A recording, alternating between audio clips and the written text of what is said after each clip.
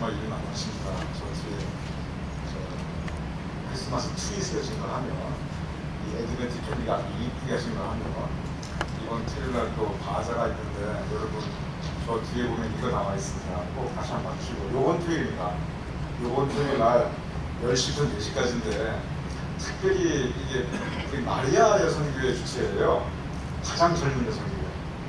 그러니 우리 어르신들이, 저도 마리아보다 내가 그래도, 마리아가 49세까지입니다.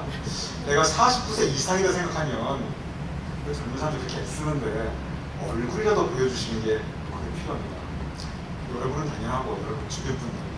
그래서 정말 이렇게 젊은 분들이 열심히 일하시는데 저는 항상 기도 꼭 합니다. 선한 일에 낙심하지 않게 한다고. 여러분 안 나타나시면, 여러분 친구분들 별로 안 나타나시면 다 시험 듭니다. 그래서 이번 토요일 날 잘 협조해 주시기 바랍니다. 우리 충성지요, 다시 한번 진심으로 감사드립니다. 기도하겠습니다.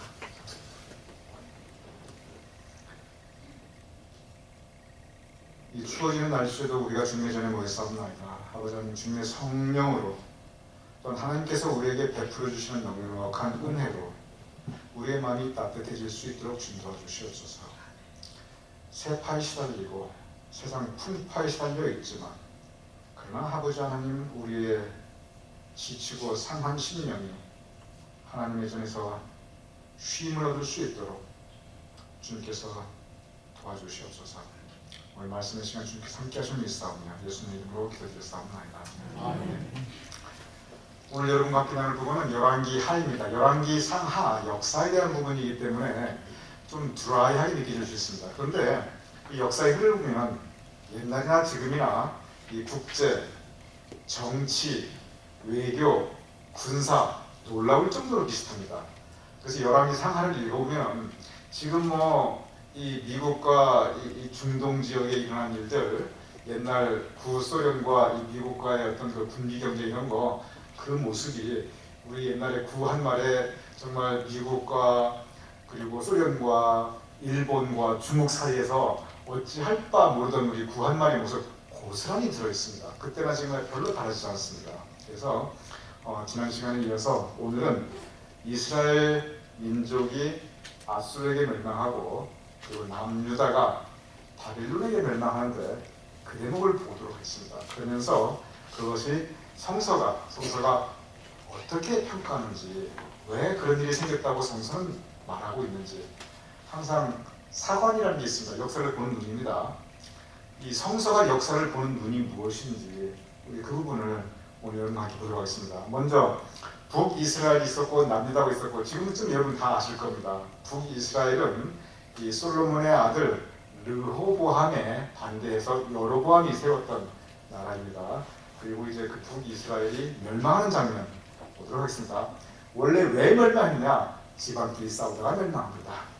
남과 북이 갈라졌어도 좀 오손도손 했으면 괜찮았을 텐데, 자기들끼리 그냥 싸우다가 대를 이어 싸우다가 나중에 외세를 끌어들입니다. 그것 때문에 망합니다. 자, 보도록 하겠습니다. 열왕기 하 17장 6절. 호세아 제9년에 아수르 왕이 사마리아를 점령하고 이스라엘 사람을 사로잡아 아수르로 끌어다가 고산 강가에 있는 할라와 하볼과 메대 사람의 여러 고을에 두었더라. 예, 감사합니다. 저거만 읽어봐도 하도 이상한 단어들이 많이 나와서 잘 기억도 안 되실 겁니다. 그냥 이렇게 생각하시면 됩니다. 아수르 왕이 사마리아를 점령하고, 그냥 거기까지만 생각하시면 됩니다.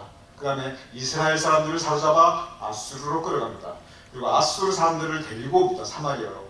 그 나중에 또 한번 이제 제가 오늘 여러분과 함께 보도록 하겠습니다. 그래서 저렇게 해서 북이스라엘이 멸망당하는 장면입니다. 굳이 여러분 기억하지 않으셔도 됩니다만, 이때가 정확하게 BC 예수님 오시기 전 722년입니다. 그러면 왜 이런 일이 벌어졌는가? 왜 하나님의 백성이 이방 민족에게 멸망당하는가?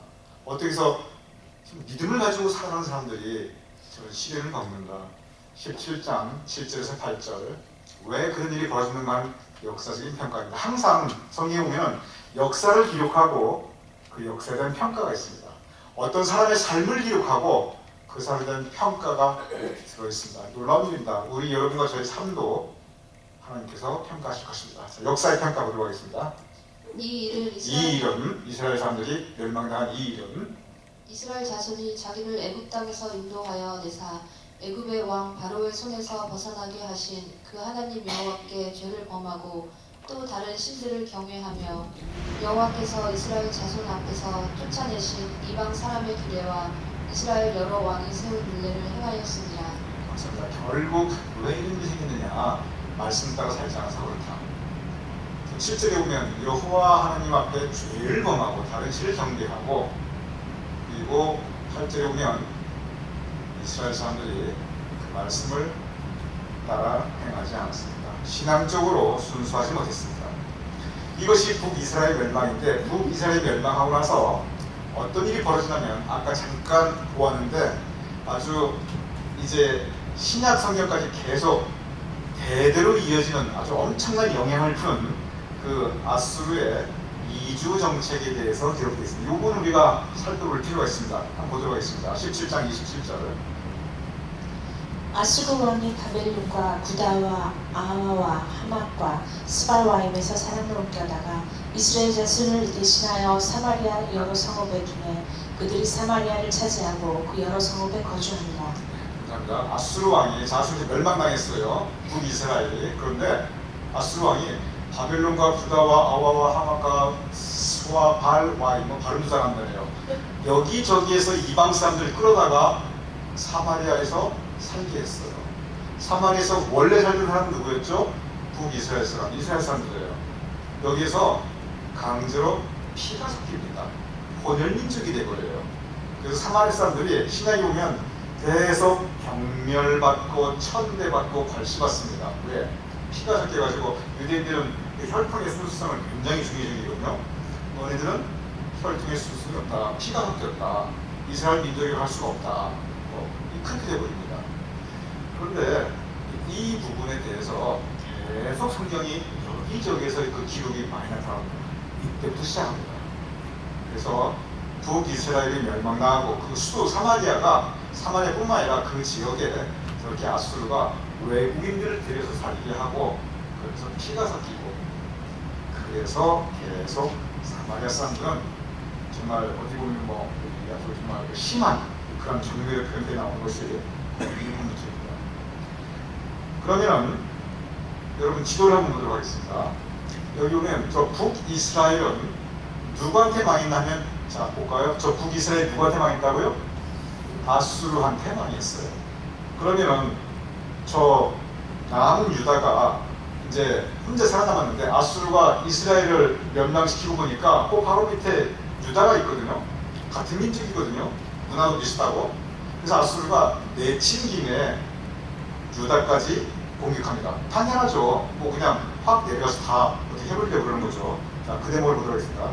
18장 13절 그리고 15절 16절. 히스기야 왕 제14년에 아수르의 왕 사네림이 올라와서 유다 모든 견고한 성읍들을 쳐서 점령하되, 히스기야가 이에 여호와의 성전과 왕궁 곳간에 있는 문을 다 주었고, 또 그때 유다 왕 히스기야가 여호와의 성전 문의 금과 자기가 모든 기둥에 있는 금을 벗겨 모든 아수르 왕에게 주었더라. 부드러우세요. 너무 부드러우셔가지고 앞에 계신 여자분이 제보다 씩씩하게 읽으시는데, 한대분 하면 너무 젠틀하시고 부드러우시고 소프트하시고. 여기 보면 이제 유다를 멸망시킨 아수르가 아수르입니다. 이스라엘을 멸망시킨 아수르가 내친년 그냥 유다까지 저렇게 공격해 들어갑니다. 자, 그러면은 아까 그 좀 다시 한번 보여주세요.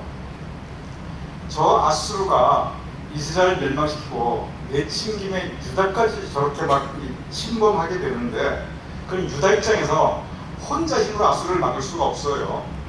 그럼 유다 입장에서는 무슨 생각을 하게 될까요? 무슨 생각이 들어요? 내가 혼자 힘으로는 저 아수르를 막을 수가 없다. 북이스라엘은 벌써 망했다. 무슨 생각이 될까요, 유다가? 네? 군사동맹을 맺길 수밖에 없죠. 누가 보냈을까요? 바벨론은 아직 부흥하기 전이에요. 그 밑에는 애굽하고 군사동맹을 맺습니다. 그래서 유다하고 애굽하고 동맹을 맺습니다. 그래서 유다가 동맹을 맺는 이유는 아수르의 침략으로부터 이 살아남기 위해서 그런 겁니다. 그 부분을 보도록 하겠습니다. 18장 19절 그다음에 21절. 자, 랍사게는 누구냐면 아수르의 이제 그 왕국입니다. 군사입니다. 랍사게가 그들에게 이르되 너희는 히스기야에게 말하라. 대왕 아수르 왕의 말씀이 내가 의뢰하는 이 의뢰가 무엇이냐. 이제 내가 너를 위하여 저 상한 갈대 지팡이 애굽을 의뢰하도다. 사람이 그것을 의지하며 그의 손에 찔려 들어갈지라. 애굽의 왕 바로는 그에게 의뢰하는 모든 자에게 이와 같으니라. 네, 감사합니다. 자, 이제 그 아수르의 그 대신 이렇게 말합니다. 이스라엘 그 이제 히스기야 왕인데 너 도대체 누구 의지하고 있느냐? 그게 21절에 너가 지금 애굽하고 동맹을 맺고 있는데 그래서 애굽을 뭐라고 표현하면 저 상한 갈대 지팡이 같은 애굽이라고 말합니다. 애굽 그래봐야 우리 아수르에 비하면 상한 갈대와도 같다. 너 거기한테 아무리 의지해봐야 소용없다. 너 죽는다. 그 얘기예요. 그런데 여기 보면은 이제 다시 그 지도를 펴주시기 바랍니다. 저기에서 아수르가 저렇게 이스라엘 침범하고 유다를 이제 공격하고 그리고 유다는 애굽하고 동맹을 맺고 있는데 사실 저때 이 고대 근동 그 비옥한 초생딸 지역을 그 최초 메소포타미아 문명을 다시 통일시키는 그 제국은 아수르는 점점 지는 애가 되고 있었고 그 당시 애굽은 아직 힘이 약했고 바벨론이었습니다. 세계에서 보면 바벨로니아 문명 아주 유명하죠. 그래서 저 당시에 누가 이 힘을 점점 이 발흥 일어나고 있으면 바벨론이 일어나고 있습니다. 여러분이 이제 뭔 성경 공부에 저렇게 세계사냐? 여러분 저 성경 공부하고 있습니다. 세계사 공부 아니라 그 대목을 보도록 하겠습니다. 열왕기하 24장 7절. 저 세계사하고 정확하게 일치해요. 애굽 왕이 다시는 그 나라에서 나오지 못하였으니 이는 바벨론 왕이 애굽 강에서부터 유브라데 강까지 애굽 왕에게 속한 땅을 다 점령하였음이더라. 네, 감사합니다. 유다가 지금 바벨론에게 의지해가지고 동맹을 맺고 있는데 그 사이에 아수르는 벌써 바벨론에게 이렇게 정복당하고 그리고 바벨론이 저 10절에 보면 애굽 왕이 다시는 그날에 나오지 못했다. 왜냐하면 바벨론이 워낙 군사적으로 세니까. 그래가지고 바벨론 왕이 애굽 강에서부터 유프라테스 강까지 여러분 티그리스, 유프라테스 강, 그 메소포타미아가 메조, 비트윈 중간인 뜻이죠. 포테믹, 포테믹가 요즘에 그 포테믹 강이라는 뜻입니다. 그래서 메조포테믹은 강사이라는 뜻입니다. 그러니까 유프라테스, 티그리스 그 강 사이에 있는 그 유명한 메소포타미아 문명이 바로 저겁니다. 그래서 여기에 보면은 이제 바벨로니아가 아주 전체를 통일하면서 애굽을 아주 꽉 눌러버립니다. 그래서 애굽 왕이 거기서 밖에 나오지도 못합니다. 그러니 유다가 애굽하고 저렇게 군사동맹 맺은 것이 저게 소용이 있습니까? 없습니까? 아무 소용이 없게 돼버리는 거죠. 그런 상태입니다. 그런 상태인데 여기서 유다가 처음에 이 바빌론에게서 조공을 마치다가 판단을 잘못해요. 아주 판단을 잘못합니다. 옛날 순조대왕처럼 인조대왕처럼 국제정세 판단을 영 잘못해버려요. 그래가지고 저 유다가 저기서 바벨론하고 계속 관계를 유지해야 되는데 바벨론을 확 배신하고 어디로 다시 붙느냐면 애굽으로 또 다시 붙습니다. 저 밖에 나오지도 못하는 저 애굽한테 뭐가 얻을 게 있다고 그 부분을 보도록 하겠습니다. 24장 20절. 여호와께서 예루살렘과 유다를 진노하시니 그들을 그 앞에서 쫓아내실 때까지 이르렀더라. 시드기야가 바벨론 왕을 배반하니라. 시드기야가 바벨론에 시달리기는 했지만 그래도 바벨론에게 붙어 있어야 되는데 여기서 배신해가지고 애굽으로 갑니다. 그래서 애굽하고 또다시 동맹을 맺습니다. 그러니 바벨론 입장에서 보면 그게 예뻤을까요? 한번 본때를 보여주겠다고 생각했을까요? 본때를 보여줄 때 너무 보여줍니다. 그냥 확 멸망시켜버립니다. 바벨론이 유다를 아주 처절하게 응징합니다. 25장 1절에서 2절. 시드기야 제9년 열째 달 10일에 바벨론의 왕 느부갓네살이 그의 모든 군대를 거느리고 예루살렘을 치러 올라와서 그 성에 대하여 진을 치고 주의 토성을 쌓으며 그 성이 시드기야 왕 제11년까지 포위되었더라. 자, 바벨론 왕이 그래서 직접 느부갓네살이 군대론으로 예루살렘에 옵니다. 예루살렘에 와가지고 아주 이렇게 포위를 해가지고 고사시켜버립니다. 예루살렘 성을 포위했으니 먹을 게 있겠어요? 뭐가 있겠어요? 그래가지고 성 사람들이 어떤 형편에 빠지냐면 이런 형편에 빠집니다. 25장 3절. 그해 넷째 달 9일에 성 중에 기근이 심하여 그 땅 백성의 양식이 떨어졌더라. 감사합니다. 그러니 먹고 살 게 없어서 그냥 포위를 당하니까 물도 구할 수도 없었겠죠. 물은 구할 수 있었을 거예요. 양식이 떨어지니까 먹을 게 없으니까 아주 비참한 지경에 이릅니다. 그렇게 먹을 게 없게 만들어 놓고 그리고 강하게 군사작전을 펼칩니다. 25장 7절에서 9절. 이것이 유다 남유다가 멸망하는 장면입니다. 그들이 시드기야의 아들들을 그의 눈앞에서 죽이고 시드기야의 두 눈을 빼고 놋사슬로 그를 결박하여 바벨론으로 끌고 갔더라. 여호와의 성전과 광궁을 불사르고 예루살렘의 모든 집을 귀인의 집까지 불살랐으며. 감사합니다. 여기 보면은 임금은 저렇게 눈을 빼고 쇠사슬로 놓고 끌고 가고 왕자들은 그 앞에서 임금 앞에 모락다 죽여버립니다. 비참해요. 그리고 예루살렘 성전을 불살라고 왕궁도 불살라고 그리고 그 귀족들의 그 집까지 다 불살라고 다 초토화를 시켜버립니다.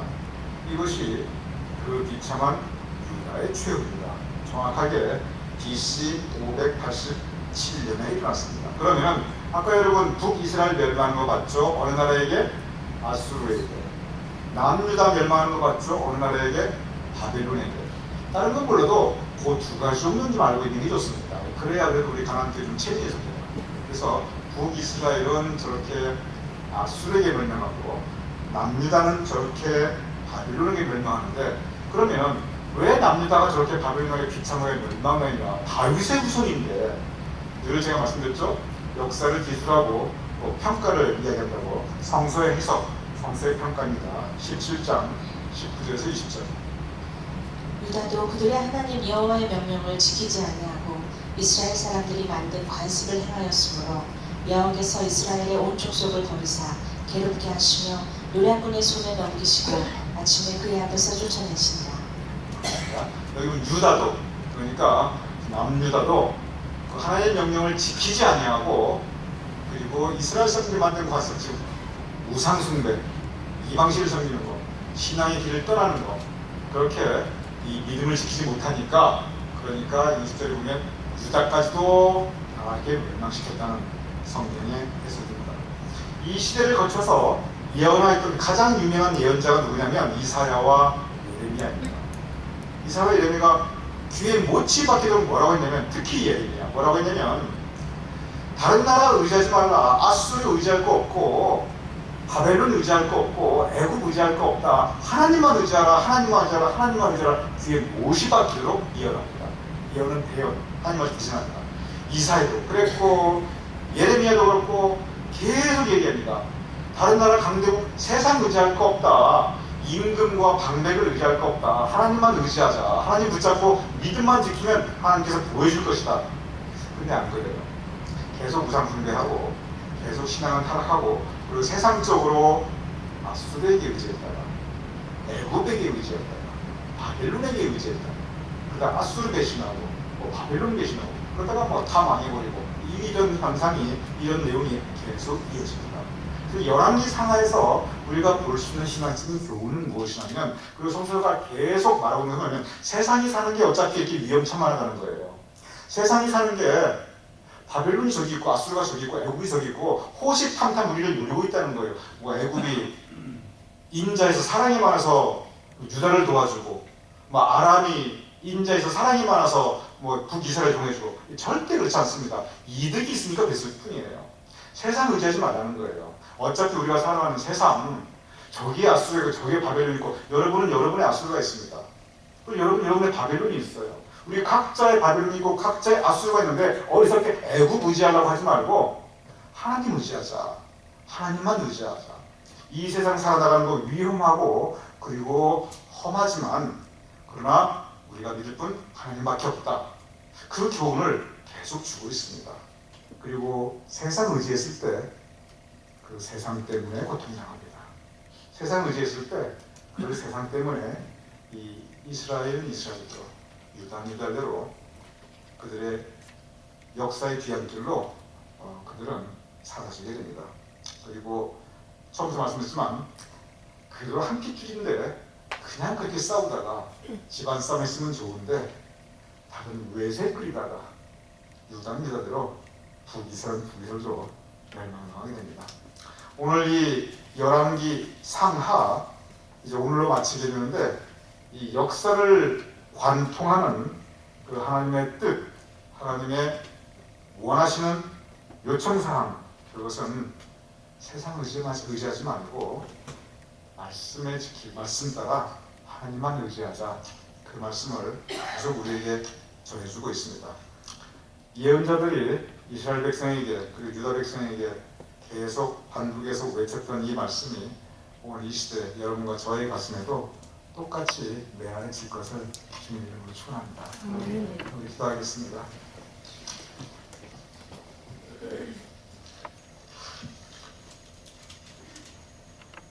세상을 의지하였던 북이스라엘, 세상을 의지하였던 남은 유다, 아버지는 바로 그 세상 때문에 멸망하는 것을 우리가 보게 되었나이다. 세상 의지하지 말고 비록 세상에 살아가고 있지만 이 험난한 세상을 살아가지만 그러나 세상 방백과 임금과 그 힘을 의지하지 말고 오직 하나님만 의지하고 하나님 말씀 따라 살 것을 예언자들은 계속 말씀하였사옵나이다.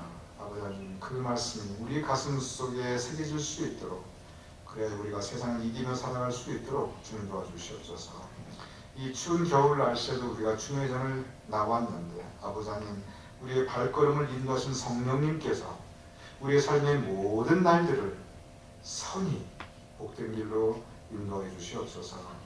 우리의 기도의 시간, 또한 우리의 친교 시간, 우리 집으로 돌아가는 그 드라이빙, 그리고 우리의 삶의 모든 시간들 주님께서 함께 하시며 선히 인도하시는 일사오며 예수님 이름으로 기도드렸사옵나이다. 아멘.